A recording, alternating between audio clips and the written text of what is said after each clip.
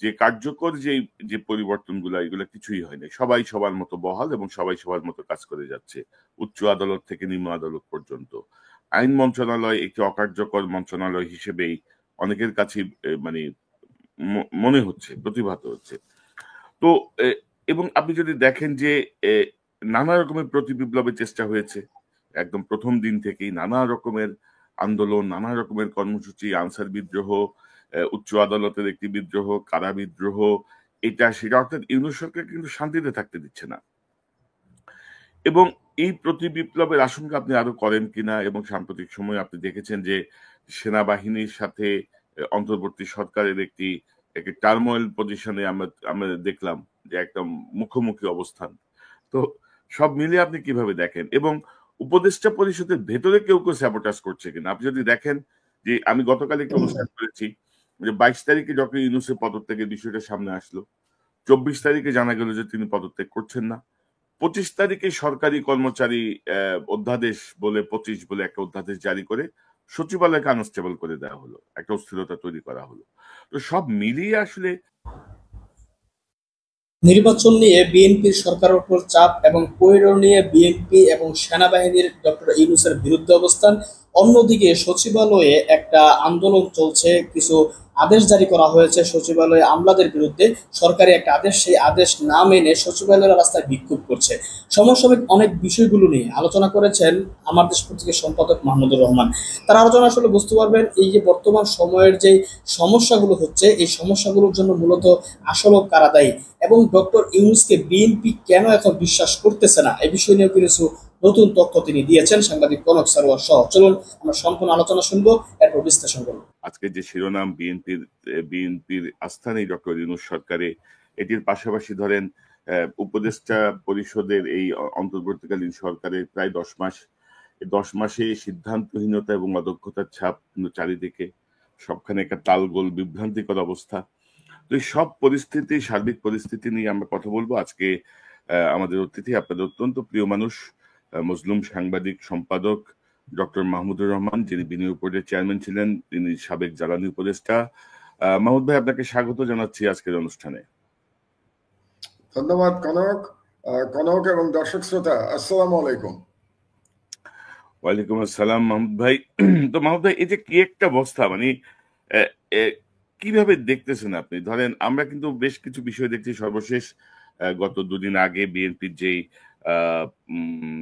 তারুণ্যের যে সমাবেশ, সেখানে আমরা দেখলাম যে সরাসরি ডিসেম্বরের মধ্যে নির্বাচনের একটি অনেক আলটিমেটামের মধ্যে দেওয়া হয়েছে। বিএনপির এখন নতুন স্লোগান হচ্ছে remember interim, remember election in December. তো ডক্টর ইউনূস আবার জাপানে বলেছেন জুনের মধ্যে নির্বাচন হবে, তিনি আবার বলছেন যে একটি দল শুধু নির্বাচন চাই ডিসেম্বরে। এরকম আচ্ছা নানা রকমের টানা পড়েন দেখছি সেনা প্রশাসনের সাথে, সিভিল প্রশাসনের সাথে, সরকারের সাথে। বারবার বলা সত্ত্বেও উপদেষ্টা পরিষদে কোনো পরিবর্তন নাই। তো সব মিলিয়ে বিষয়টা আপনি কিভাবে দেখছেন? এখন আমি যদি এই যে নির্বাচন বা সংস্কার নিয়ে আমি যদি একটু বলি, বিএনপি বলতে চাচ্ছে সংস্কার একটি চলমান প্রক্রিয়া, ন্যূনতম সংস্কার করে নির্বাচন দেওয়া হোক। এখন ন্যূনতম সংস্কার বলতে এটার আসলে এরিয়া কি, এটা বলা মুশকিল। মানে এটা আমাদের কাছে স্পষ্ট না, হোয়াট ইজ ন্যূনতম সংস্কার, আমার কাছে স্পষ্ট না অন্তত। আবার ডক্টর ইউনূস বলছেন অল্প সংস্কার চাইলে ডিসেম্বর, বেশি সংস্কার চাইলে জুন। অর্থাৎ অল্প সংস্কার কোনটা আর বেশি সংস্কার কোনটা? অর্থাৎ সব মিলিয়ে আপনি কি মনে করতেছেন সে বর্তমান পরিস্থিতিটা, আপনার কাছ থেকে শুনি। আর আজকে দর্শক, আমরা আজকে যে শিরোনাম দিয়েছি বা যা কিছু, এই যে মাহমুদ ভাইয়ের গত 2 সপ্তাহের যে এডিটোরিয়াল, তার আলোকে আসলে আমরা তার কাছ থেকে একটু জানার জন্যই এই আজকের অনুষ্ঠানের আয়োজন। মাহমুদ ভাই। জি, বেশ লম্বা ভূমিকা দিলেন আপনি, প্রশ্ন অনেকগুলো। আমি এক কথায় যেটা বলতে চাই প্রথমেই, যে খুবই দুর্ভাগ্যজনক পরিস্থিতি। এরকমটা আমরা আশা করি নাই 10 মাসের মধ্যে।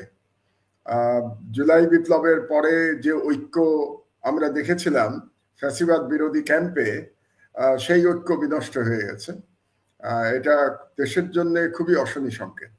এবং আপনি যে সংস্কারের কথা বললেন, আমার নিজস্ব একটা ব্যাখ্যা ছিল, ঠিক ব্যাখ্যা বলবো না, প্রত্যাশা ছিল যে 1 নম্বর সংস্কারে সবাই যেটা একমত হওয়ার কথা ছিল, যেটা 10 মাসে এখন পর্যন্ত একমত হতে পারি নাই আমরা, বা রাজনীতিবিদ এবং সরকার তারা একমত হন নাই, ব্যর্থ হয়েছেন, সেটা হলো যে আবার যেন কোনোদিন শেখ হাসিনার মতো কোনো ফ্যাসিস্ট শাসক বাংলাদেশে আবার আসতে না পারে রাষ্ট্র ক্ষমতায়, কিংবা রাষ্ট্র ক্ষমতায় এসে ফ্যাসিস্ট হয়ে উঠতে না পারে। এই সংস্কারটি অত্যন্ত গুরুত্বপূর্ণ ছিল, কিন্তু 10 মাস পরে এসেও আমরা এই মূল সংস্কারটির কোনো রোডম্যাপ এখন পর্যন্ত দেখতে পারি নাই।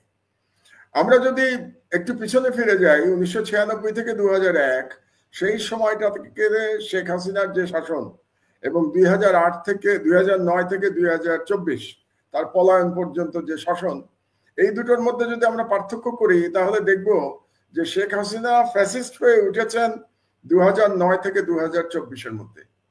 এবং আপনি যদি সেই সময় তার বডি ল্যাঙ্গুয়েজ খেয়াল করেন, তার বক্তৃতা দেওয়ার ভঙ্গি এবং এই গত 15 বছর, তাহলে একটা বিরাট পার্থক্য দেখতে পাবেন। মনে হলো যেন যে এই 15 বছরের মধ্যে শেখ হাসিনা একটা দানব হয়ে উঠেছিলেন। তো এই যে সিস্টেম, যে সিস্টেমে শেখ হাসিনাকে দানব হয়ে উঠতে সহযোগিতা করেছিল, আমরা তো সেই সিস্টেমের পরিবর্তন চেয়েছিলাম। আমরা চেয়েছিলাম যে আর কোনো শাসক যেন রাষ্ট্র ক্ষমতায় এসে শেখ হাসিনার মতো দানব হয়ে উঠতে না পারে। তাহলে আমি কম বেশি বুঝি না, কিন্তু এই সংস্কারটি একেবারে বাধ্যতামূলক ছিল। আরেকটি সংস্কার বাধ্যতামূলক ছিল, সেটা হচ্ছে জুডিশিয়ারির সংস্কার। কারণ আপনি যাই বলেন, বাংলাদেশের যে পরিস্থিতি 16 বছরে হয়েছিল, তার জন্য যদি শেখ হাসিনার বাইরে এক্সটার্নাল ভারতের বাইরে আমি যদি কাউকে দায় দিতে চাই, তাহলে আমি 1 নম্বরে জুডিশিয়ারিকে দায় দেব।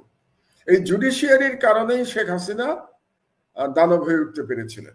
এবং এই জুডিশিয়ারির কারণেই আপনার নিশ্চয়ই মনে আছে যে বেআইনি ভাবে তত্ত্বাবধায়ক সরকার প্রথা বাতিল করে দেওয়া হয়েছিল, বেআইনি ভাবে নানা রকম বিধিনিষেধ আরোপ করা হয়েছিল ভিন্ন মতের উপরে।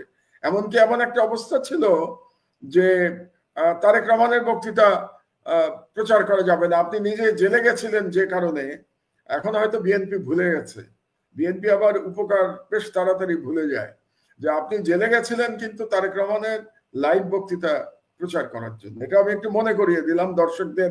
আপনি হয়তো নিজেরটা বলতে একটু কুণ্ঠিত হবেন, লজ্জাবোধ করবেন, এই জন্য আপনারটা আমি বলে দিলাম যে আপনি কেন জেলে গিয়েছিলেন।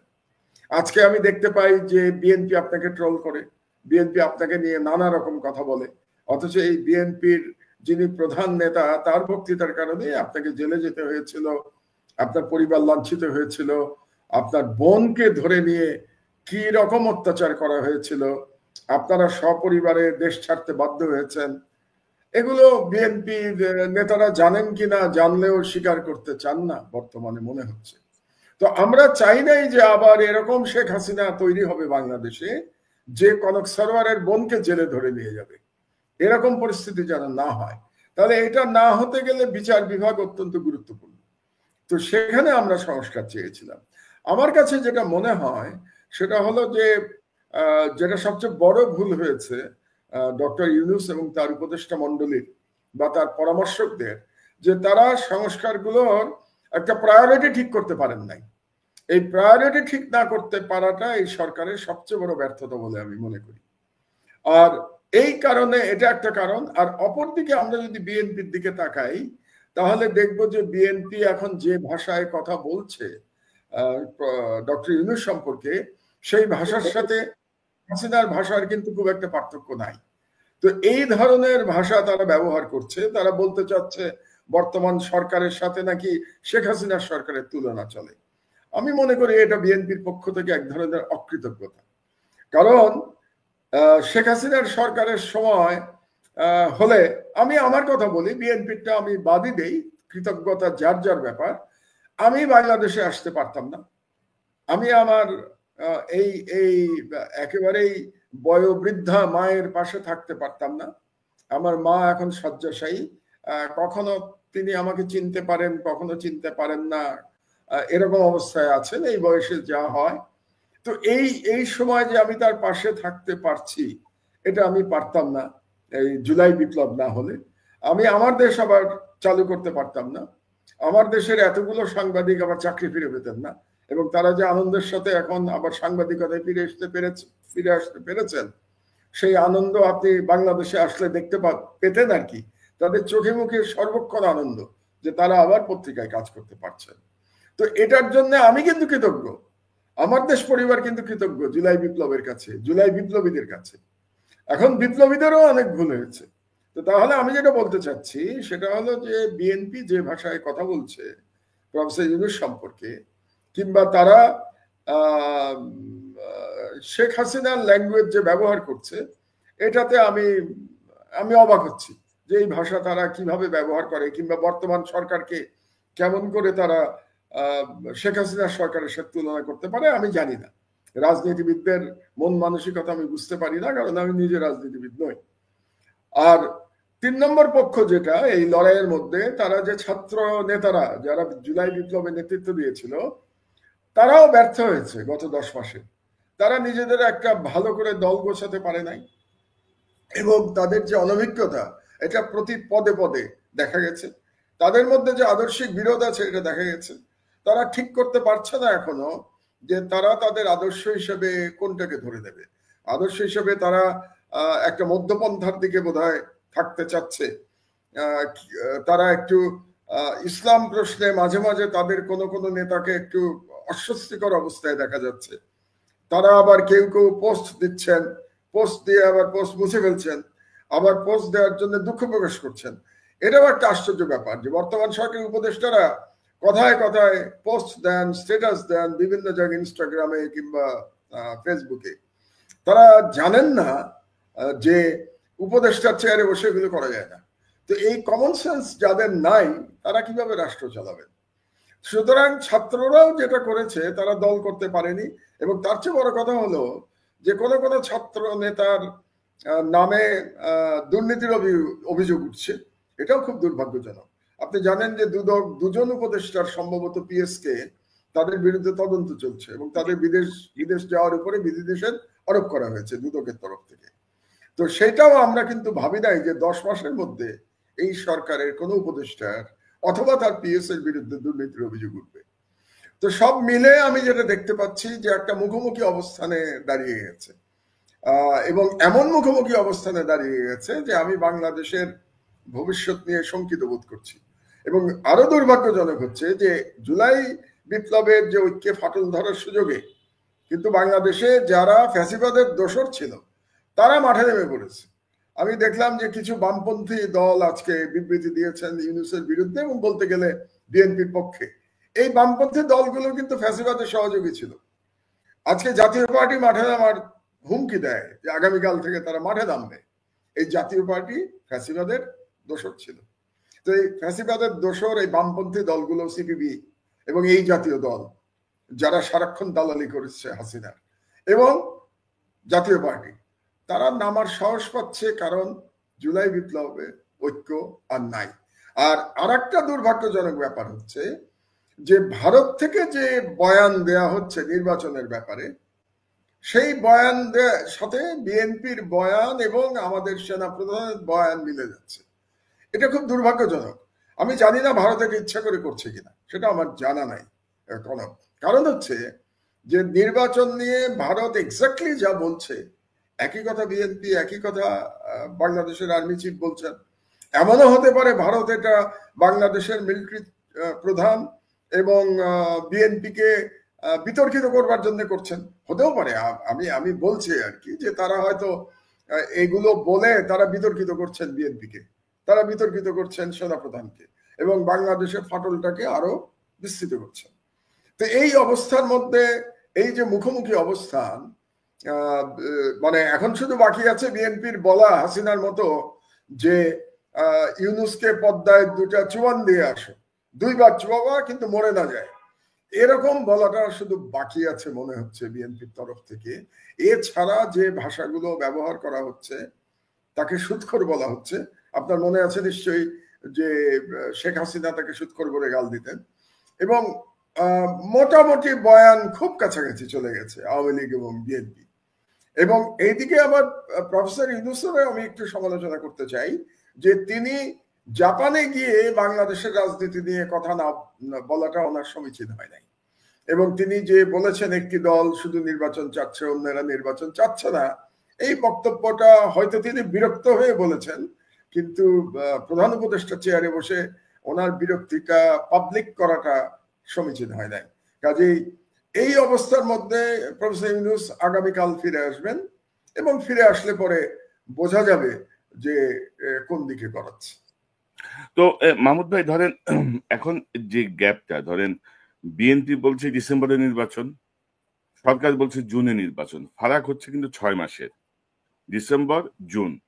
তো এই 6 মাসে কি মহাভারত অশুদ্ধ হবে, বা এই বিএনপির এই কেন এই 6 মাসের গ্যাপটা কেউ বিএনপি মানতে চাচ্ছে না, এটা একটা বিষয়। আরেকটা বিষয় হচ্ছে যেটা বারবার বিএনপি থেকে বা বিরোধী দলগুলো থেকে বলা হচ্ছে যে আপনি একটা রোড ম্যাপ দেন, সরকার কিন্তু কোনো রোড ম্যাপ দিচ্ছে না। তো সরকার বললেই হয় যে আমরা একটা কার্য রোড ম্যাপটা মানে কি, যে আমার ইলেকশন কমিশন এইভাবে ভোটার তালিকা সম্পন্ন হবে এত তারিখে, তফসিল ঘোষণা হবে এত তারিখে, নির্বাচনের সম্ভব তারিখ এত, আমরা এইভাবে আমরা প্রস্তুতি নিচ্ছি। তো এই জায়গাটা কিন্তু সরকার কিন্তু এক ধরনের রিজিকনেস দেখাচ্ছে যে না, কোনো রোড ম্যাপ নাই, বারবার বলা হচ্ছে। তো বিএনপি আবার এটাকে বড় একটা ইস্যু করছে যে আমরা তো নির্বাচন চাচ্ছি না, আমরা একটা রোড ম্যাপ চাচ্ছিলাম, সেই রোড ম্যাপ দিতে আপত্তি। তো আপনি কি মনে করেন, ডিসেম্বর জুন রোড ম্যাপ কি মনে করেন, কোথায় সমস্যা? না, এখন তো মূল সমস্যা হচ্ছে আস্থার সংকট। বিএনপি এবং প্রফেসর ইউনূস মনে হচ্ছে একজন আরেকজনকে বিশ্বাস করতে পারছেন না। কারণ বিএনপির 6 মাসে খুব বেশি রিয়াক্ট করার কথা ছিল না, কিন্তু বিএনপি কেন রিয়াক্ট করছে? আজকে বিএনপির একজন সিনিয়র নেতা বলেছেন যে জুনে নির্বাচন হওয়া মানে আর কখনো নির্বাচনই হবে না।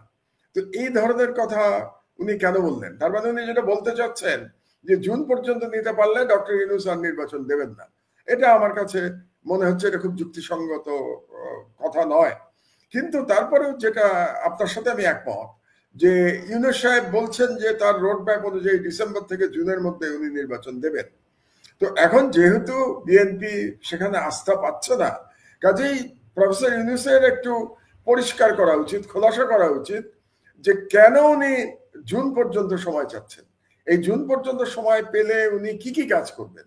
তিনি যে বলছেন যে কম সংস্কার হলে ডিসেম্বর, বেশি সংস্কার হলে জুন, তো এখন বিএনপি যদি বলে যে আমরা কম সংস্কার চাই, তাহলে তো ওনার কথা অনুযায়ী ওনাকে ডিসেম্বরে নির্বাচন দিতে হবে। এখন কম সংস্কারটা মানেটা কি, এটা কিন্তু কেউ ডিফাইন করে নাই। আর বেশি সংস্কার মানে কি, এটাও কেউ ডিফাইন করে নাই। এটা না ডিফাইন করা হয়েছে বিএনপির কাছ থেকে, না ডিফাইন করা হয়েছে সরকারের তরফ থেকে। আমি আবার যেটা জেনেছি এখন পর্যন্ত, যে মূল যে সংস্কারের ব্যাপার, একটা ফান্ডামেন্টাল, যে পরপর দুবার প্রধানমন্ত্রী, বেশি প্রধানমন্ত্রী থাকতে পারবে না, এটা কিন্তু বিএনপিও একসময় প্রস্তাব করেছিল বলে আমার 31 দফার মধ্যে সম্ভবত এটাও একটা দফা আছে। তো এখন বিএনপি নাকি ওটা মানতে রাজি হচ্ছে না। তারা এখন নতুন থিওরি নিয়ে এসছে। তারা বলছে না, পরপর 3 বার হতে পারবে না, অর্থাৎ 2 বার হবে, তারপরে একবার গ্যাপ দিয়ে আবার 2 বার হতে পারবে, এরকম একটা থিওরি বিএনপি নিয়ে আসছে। অনেকটা রাশিয়ার পুটিনের মতো। পুটিন কিন্তু এরকম থিওরি দিয়ে দিয়েই পুটিন এখন পর্যন্ত লম্বা সময় ক্ষমতায় টিকে আছে। আর সরকার থেকে বলা হচ্ছে 2 বারের বেশি প্রধানমন্ত্রী হতে পারবে না। আমার ব্যক্তিগত ধারণা বাংলাদেশের অধিকাংশ জনগণ এটার পক্ষে থাকবেন যে 2 বারের বেশি প্রধানমন্ত্রী কেউ হতে পারবেন না। কারণ পরপর 3 বার প্রধানমন্ত্রী থেকে শেখ হাসিনা বাংলাদেশকে কোথায় নিয়ে গেছেন এটা আমরা দেখতে পেয়েছি। কাজেই ওই যে সিঁদুরে মেঘ দেখলেই ভয় পায় ঘর পোড়া গরু, এটা কথা আছে না?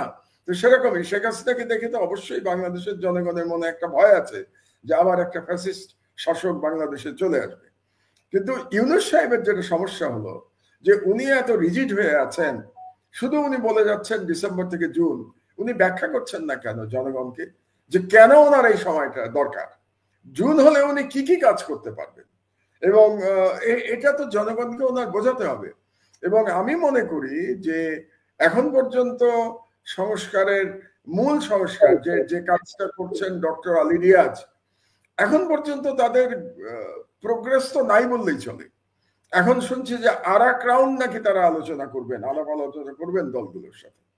তো সে এখন কবে আলাপ আলোচনা, এটা কত রাউন্ড হবে, এটা কি অনাদি অনন্তকাল চলবে, এটা কি ওপেন এন্ডেড, নাকি এটার একটা টাইম ফ্রেম আছে যে এর মধ্যে তারা আলাপ আলোচনা করে তারা একটা ঐক্যমতে পৌঁছাবেন?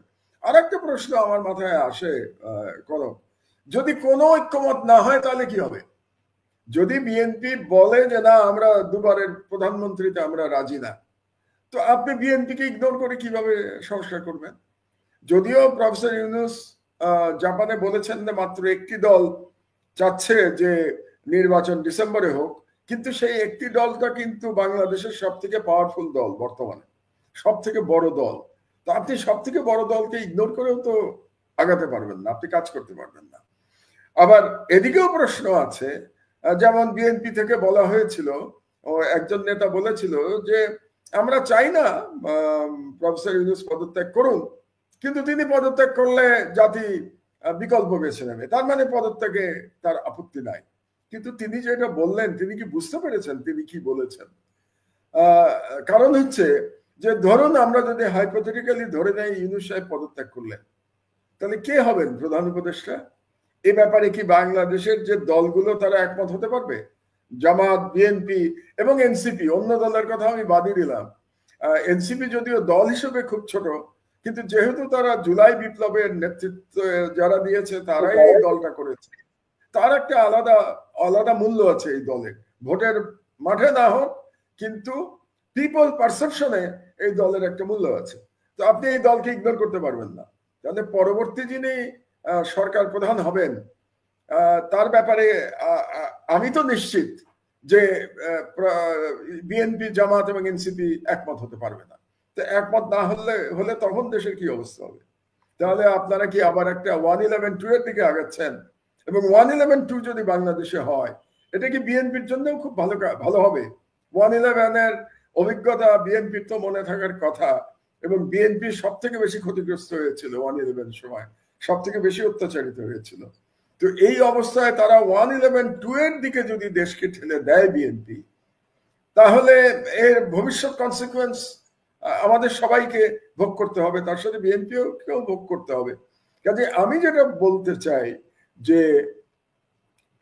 সবাই একটু দায়িত্বশীল হন, একটু দায়িত্বশীল আচরণ করুন। আপনারা কিন্তু আবার ভারতীয় সাম্রাজ্যবাদকে, ভারতীয় হেজেমনিকে বাংলাদেশে প্রবেশ করবার সুযোগ করে দিচ্ছেন। এবং আমি জানি না আপনি দেখেছেন কিনা, আজকে একটা খবর পেলাম আমরা যে চিকেন নেকের এখানে তারা নাকি রাফায়েল জেট নিয়ে এসছে। রাফায়েল জেট নিয়ে কাকে ভয় দেখাচ্ছে ইন্ডিয়া? রাফায়েল জেট নিয়ে তার চীনকে ভয় দেখাচ্ছে না, রাফায়েল জেট দিয়ে বাংলাদেশকে ভয় দেখাতে যাচ্ছে। যদিও রাফায়েল জেট নিয়ে তো ভয় পাওয়ার কিছু নাই, পাকিস্তানে তো রাফায়েল জেট আমরা দেখেছি যে রাফায়েল জেট কিভাবে ভূপাতিত হয়েছে পাকিস্তানে। কিন্তু আবার মনে রাখতে হবে, আপনি নিশ্চয়ই মনে আছে যে শেখ হাসিনাকে যখন বাংলাদেশ থেকে পালিয়ে গেল শেখ হাসিনা, ভারতের সহায়তা এবং বাংলাদেশের সেনাবাহিনীর লোকজন, বিমান বাহিনীর লোকজন তাদেরকে বিমানে করে দিল্লিতে দিয়ে আসলো ভারতের সাথে আলাপ আলোচনা ক্রমে, তখন ভারতীয় বর্ডার থেকে, সীমান্ত থেকে রাফায়েল জেট পাহারা দিয়ে নিয়ে গেছিল শেখ হাসিনাকে, বহনকারী বিমানটাকে পাহারা দিয়ে নিয়ে গেছিল। সুতরাং রাফায়েল জেট এনে ভারত তার মাসল দেখাচ্ছে বাংলাদেশকে, এবং এই যে মাসল দেখাচ্ছে, এটা কি আমাদের জন্য সম্মানের হচ্ছে? বিএনপির জন্য সম্মানের হচ্ছে? আমাদের সেনাবাহিনীর জন্য সম্মানের হচ্ছে? ইউনূসের জন্য তো হচ্ছে নাই। এবং এই মুহূর্তে ইউনূস যদি চলে যায়, তাহলে সব থেকে বেশি খুশি হবে ভারত, তাই না? কারণ ভারতের কাছে ডক্টর ইউনূস হলো সব থেকে আপত্তি, মানে এনিমি নাম্বার 1 প্রফেসর ইউনূস। কারণ গত 10 মাস ধরে ডক্টর ইউনূস যেভাবে ভারতের সমস্ত হুমকিকে মোকাবেলা করেছেন, এই ব্যাপারে তার প্রশংসা করতে হবে। আমি ডক্টর ইউনূসের সরকার পরিচালনার অনেক কিছু সমালোচনা করি। আমি একটু আগে দুর্নীতির কথা বললাম, এবং তিনি যে রোডম্যাপ দিচ্ছেন না, সংস্কারের ডিফাইন করছেন না, এটার সমালোচনা করলাম। তিনি জাপানে গিয়ে যে বাংলাদেশের অভ্যন্তরীণ রাজনীতির কথা বলেছেন, তার সমালোচনা করলাম। কিন্তু তার সঙ্গে আমি একটা প্রশংসা করতে চাই। আমি মনে করি বাংলাদেশের ইতিহাসে শহীদ প্রেসিডেন্ট জিয়াউর রহমানের পরে ভারতের হুমকি যদি কেউ সাকসেসফুলি মোকাবেলা করে থাকেন, তাহলে তিনি হচ্ছেন ডক্টর ইউনূস। তো এই প্রসঙ্গে আবার আমি স্মরণ করতে চাই যে আজকে কিন্তু শহীদ প্রেসিডেন্ট জিয়াউর রহমানের শাহাদাত বার্ষিকী। তার বিদেহী আত্মার প্রতি আমি শ্রদ্ধা জানাই, এবং আপনাকে অনেকবার বলেছি, আমি আমার বক্তৃতায় অনেকবার বলেছি যে বাংলাদেশে আমার আদর্শের রাজনীতিবিদের নাম হচ্ছে শহীদ প্রেসিডেন্ট জিয়াউর রহমান। কারণ তার সততা, তার সাহস, তার দেশপ্রেম আমাকে সারা জীবন অনুপ্রাণিত করেছে, যদিও আমি কোনোদিন সরাসরি রাজনীতি করি নাই। মাহমুদ ভাই, জিয়াউর রহমানের পরে আমি মনে করি ইউনূস সাহেবের মতো করে কেউ ভারতকে এত কনফিডেন্সের সাথে মোকাবেলা করেন নাই। এবং আমি আমার বিবেচনায় এই গত 10 মাসে আসলে ইউনূস কি বলে কূটনৈতিক ভাবে বা ইন্টারন্যাশনাল এরেনাতে ভারতকে পরাজিত করেছেন। এটা আমাদের জন্য খুব গর্বের কথা। তো আমি যেটা সবসময় বলার চেষ্টা করি, যার যেটা প্রাপ্য তাকে সেটা দেওয়া উচিত। কাজে আমার আহ্বান থাকবে সব রাজনীতিবিদদের প্রতি যে তারা যেন, রাজনীতিবিদ এবং সরকার উভয়ের প্রতি আমার আহ্বান থাকবে যে আপনারা দায়িত্বশীল আচরণ করুন। যে ভারতকে আমরা পরাজিত করতে পেরেছি আমাদের মহান জুলাই বিপ্লবের মাধ্যমে, আল্লাহর ওয়াস্তে সেই ভারতীয় সাম্রাজ্যবাদকে আপনারা আবার বাংলাদেশে ডেকে নিয়ে আসবেন না। জি মাহমুদ ভাই, শহীদ রাষ্ট্রপতি জিয়াউর রহমানের এই মৃত্যুবার্ষিকীতে আমরা তার আত্মার মাগফিরাত কামনা করি। আমার আসলে এটা পয়েন্ট ছিল, আমরা শেষের দিকে এটা নিয়ে আলোচনা করতাম, একটা কম্পারেটিভ বিশ্লেষণের দিকে যাওয়ার ইচ্ছা ছিল। যাই হোক, প্রসঙ্গটা এসছে। আমি যে প্রসঙ্গটা আপনি বলছিলেন যে ধরেন আমি যদি একটু দেখাই যে আমাদের ওই দিন দৈনিক সমকালে একটা কম্পারেটিভ একটা আলোচনা বেরিয়েছে যে মৌলিক সংস্কারে কোন দলের কি অবস্থান, এবং সেখানে আমরা দেখছি যে প্রধানমন্ত্রীর ক্ষমতা হ্রাসে বিএনপি আংশিক রাজি, নির্বাচন পদ্ধতি যেটি আছে সেটি বিদ্যমান, জামাত চাচ্ছে সংখ্যানুপাতিক, এনসিপিও চাচ্ছে বিদ্যমান, সংস্কার বাস্তবায়ন পদ্ধতি বিএনপি চায় পরে সংসদ করবে, জামাত চায় গণভোট এবং এনসিপি চায় গণপরিষদ। অর্থাৎ বিএনপি ধরেন অধিকাংশ যে পয়েন্ট গুলো এসছে, যে অধিকাংশ না, বিএনপি কোনোটাই মানে নাই, যেটা মেনেছে সেটা আংশিক মেনেছে। তো এখন ধরেন এই যদি হয় অবস্থা, তাহলে ধরেন নির্বাচনের একটা দাবি আসছে, একটা বিষয় সামনে আসছে, তো সেই জায়গাটায় যদি ডিসেম্বরে নির্বাচন বা জুনে নির্বাচনে যেতে হয়, আপনি কি মনে করেন? আপনি তো বলছিলেন যে হাসিনার মতো কেউ যেন আবার ফ্যাসিজম কায়েম করতে না পারে, সেটা হচ্ছে মূল সংস্কার। তো এখন আমরা অল্প অল্প সংস্কার, বেশি সংস্কার যাই বলি, মূল কোন পয়েন্টগুলোকে আপনি বলবেন যে এই পয়েন্টগুলোর অবশ্যই একটি সংস্কার ছাড়া নির্বাচন হওয়া উচিত হবে না? আপনি আপনার সাজেশনটা একটু নিতে চাই। আমার সাজেশন তো গ্রহণ করবে না রাষ্ট্র, কোন রাজনৈতিক দলও করবে না। বাংলাদেশে যদি আপনি ফ্যাসিবাদের উত্থান আটকাতে চান, তাহলে প্রধান নির্বাহীর ক্ষমতার সাথে পার্লামেন্টের ক্ষমতার যদি একটা ব্যালেন্স না হয়, আপনি ফ্যাসিবাদের উত্থান আটকাতে পারবেন না। এবং আমরা দেখেছি যে এই ওয়েস্টমিনস্টার স্টাইলের যে ডেমোক্রেসি আমরা চর্চা করছি, এই স্টাইলের ডেমোক্রেসি শেখ হাসিনার মতো ফ্যাসিবাদ আমাদেরকে উপহার দিয়েছে। সুতরাং আমি বেশ কিছুদিন আগে, মাস দুয়েক আগে সম্ভবত, আমি রাওয়াতে একটা বক্তৃতা করেছিলাম বাংলাদেশের সংস্কারের উপরে, এবং সেখানে আমি বলেছিলাম বাংলাদেশে আমি মনে করি রাষ্ট্রপতি শাসিত সিস্টেমে ফিরে যাওয়া উচিত, এবং রাষ্ট্রপতি শাসিত সিস্টেমটা আমেরিকার মতো হওয়া উচিত, যেখানে প্রেসিডেন্ট 2 বার নির্বাচিত হবেন, 2 বারের বেশি হতে পারবেন না, এবং প্রেসিডেন্টের সাথে পার্লামেন্টের, ওদের দেশে যেটাকে কংগ্রেস বলে এবং সিনেট বলে, ওদের তো দ্বিকক্ষ বিশিষ্ট, আপনি জানেন, আপনি তো আছেনই ওই দেশে, কাজে আমি আপনাকে আর কি শেখাচ্ছি। তো যেহেতু ওখানে কংগ্রেস এবং সিনেট আছে, তো কংগ্রেস সিনেটের সাথে প্রেসিডেন্টের ক্ষমতার ভারসাম্য আছে। তো বাংলাদেশেও আমি মনে করি একটা প্রেসিডেন্সিয়াল সিস্টেমে আমাদের যাওয়া উচিত, প্রাইম মিনিস্টারের পদের কোনো প্রয়োজন নাই, এবং পার্লামেন্টের সাথে সেই প্রেসিডেন্টের ক্ষমতার সরকার কিংবা বিএনপি মানবে। তো বিএনপি সবসময় যেটা বলে, তারা একেবারে 72-এর সংবিধানকে তাদের কাছে এখন খুব ভালো মনে হচ্ছে। কেন তারা 72-এর সংবিধানকে ভালো বলে? তাদের তো বলা উচিত ছিল যে আমরা শহীদ জিয়ার সংবিধানকে সাপোর্ট করি। তো শহীদ জিয়ার সংবিধান তো 72-এর সংবিধান ছিল না। 72-এর সংবিধানে তো শহীদ জিয়া অনেক কিছু পরিবর্তন করেছিলেন, এটা তো আমি একটু পরে আসছি কি কি পরিবর্তন করেছিলেন। তো 72-এর সংবিধানে যদি থাকতে চান আপনি, তার মানে পার্লামেন্টারি সিস্টেমে থাকবেন। সেক্ষেত্রেও আমি মনে করি 2 টার্মের বেশি প্রধানমন্ত্রী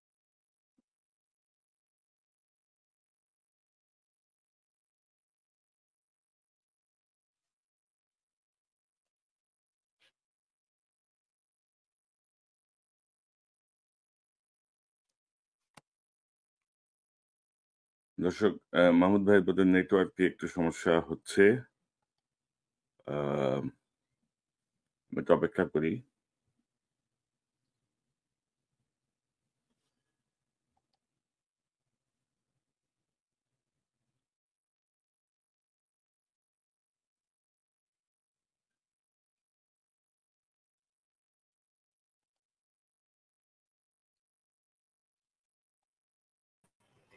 জি মাহমুদ ভাই। জি, লাইনটাকে ডিসকানেক্ট হয়ে গেছিল, আই এম সরি। না তো না, যেটা বলছিলাম যে 2 টার্মের বেশি যদি আপনি প্রধানমন্ত্রীর সিস্টেম রাখেন তাহলে আবারও বাংলাদেশে ফ্যাসিবাদ ফিরে আসার আশঙ্কা থাকবে।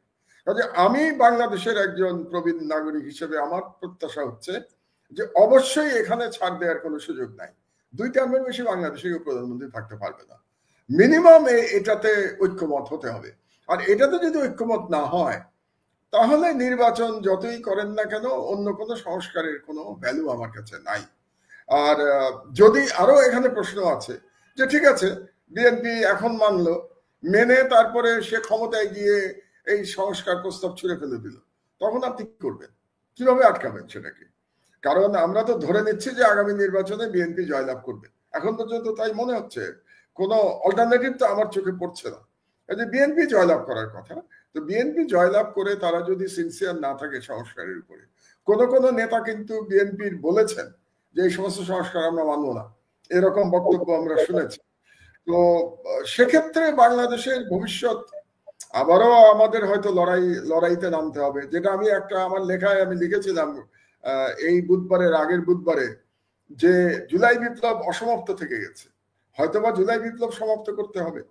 তো এটা একটা আশঙ্কা তো আমাদের আছেই। কিন্তু আমি তো এখন যেটা দেখতে পাচ্ছি তাতে কি নির্বাচন পর্যন্ত প্রফেসর ইউনূস টেনে নিয়ে যেতে পারবেন?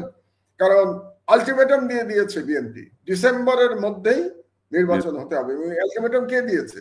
বিএনপির যিনি কার্যত এখন প্রধান ব্যক্তি তিনি দিয়েছেন, তারেক রহমান দিয়েছেন, যে ডিসেম্বরের মধ্যে নির্বাচন হতে হবে। So that's ultimatum. তো এই আলটিমেটাম যদি ইউনূস সাহেব না মানেন তাহলে তো রাস্তায় তো শক্তি বিএনপি দেখাতেই পারে। তো রাস্তায় শক্তি দেখিয়ে যদি সরকার অচল করে দেয় তাহলে বাংলাদেশ কি হবে আপনি আমি কেউই জানি না। সুতরাং আমার মনে হচ্ছে যে আগামী অন্তত 2 মাস বাংলাদেশের জন্য খুব গুরুত্বপূর্ণ, খুবই অনিশ্চয়তা বিরাজ করছে। এবং এই 2 মাস পরে আমরা বুঝতে পারবো যে আসলে কি আমরা একটা গণতান্ত্রিক ট্রানজিশন হবে নাকি আবার আমরা অনিশ্চয়তার মধ্যে যাব, আবার কেওস শুরু হবে। আরেকটি কথা আমি বলতে চাই, শহীদ জিয়ার প্রসঙ্গ যেহেতু এসছে আমাদের, এবং আমি বলছিলাম যে 72-এর সংবিধান আর শহীদ জিয়ার সংবিধানের মধ্যে পার্থক্যটা আমি একটু বলবো। 1 নম্বর হচ্ছে যে 72-এর সংবিধান বলে তো কিছু নাই, সংবিধান বলে তার এই সংবিধানকে শেখ মুজিবুর রহমানই ধ্বংস করে গেছিলেন, কারণ তিনি বাকশাল কায়েম করেছিলেন, একদলীয় রাষ্ট্র ব্যবস্থা। তো জিয়াউর রহমান সাহেব এসে আবার গণতন্ত্র ফিরিয়ে এনেছিলেন। তার থেকে একটা বড় ফান্ডামেন্টাল চেঞ্জ করেছিলেন জিয়াউর রহমান। তিনি আমাদের সংবিধানে বিসমিল্লাহির রহমানির রহিম নিয়ে এসেছিলেন। তিনি আমাদের সংবিধানে আল্লাহর প্রতি পূর্ণ আস্থা এবং ঈমান নিয়ে এসেছিলেন। এবং তিনি আরেকটি পরিবর্তন করেছিলেন, সংবিধানে তিনি লিখেছিলেন যে মুসলিম উম্মার সাথে সম্পর্ক উন্নত করাটা হবে আমাদের সংবিধানের ওয়ান অফ দ্য, মানে যেটাকে বলি আমরা নীতি, ওয়ান অফ দ্য ক্লজ ছিল এটা আমাদের নীতি। তাহলে এই যে বাংলাদেশে সংখ্যাগরিষ্ঠ জনগোষ্ঠী, 90% জনগোষ্ঠীর যে ধর্মীয় চিন্তা চেতনা ঐতিহ্য, এটাকে তিনি ফিরিয়ে নিয়ে এসেছিলেন তার সংবিধানে জিয়াউর রহমান সাহেব। তো এখন আমার কাছে খুব অবাক লাগে যখন আমি দেখতে পাই বিএনপির কোন কোন নেতার বক্তব্যের মধ্যে আমি শেখ হাসিনার বয়ানের রিপিটেশন দেখতে পাই। এবং সেই বয়ানটা কি, যে বাংলাদেশে এক ধরনের সেকুলার কথাবার্তা দেখতে পাই তারা বলেন, এবং ইন্ডিয়ান বয়ানের সাথে মিলে যায় বিএনপির কোন কোন নেতার বয়ান।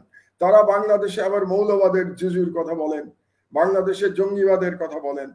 তার মানেটা হলো যে ইয়ের সময়, মানে আওয়ামী লীগের সময় 16 বছরে যে ইসলাম বিদ্বেষের যে একটা পটভূমি ছিল এবং লড়াইটা ছিল মুসলমানদের বিরুদ্ধে, ভারতীয় যে লড়াইটা চাপিয়ে দিয়েছিল, দুর্ভাগ্যজনকভাবে যেই দল জিয়া রহমান সাহেব সৃষ্টি করেছিলেন, যেই দলের যিনি আমাদের সংবিধানে বিসমিল্লাহির রহমানির রহিম নিয়ে এসেছিলেন, সেই দল আজকে ভারতীয় ইসলাম বিদ্বেষী বয়ানের কথা বলছে।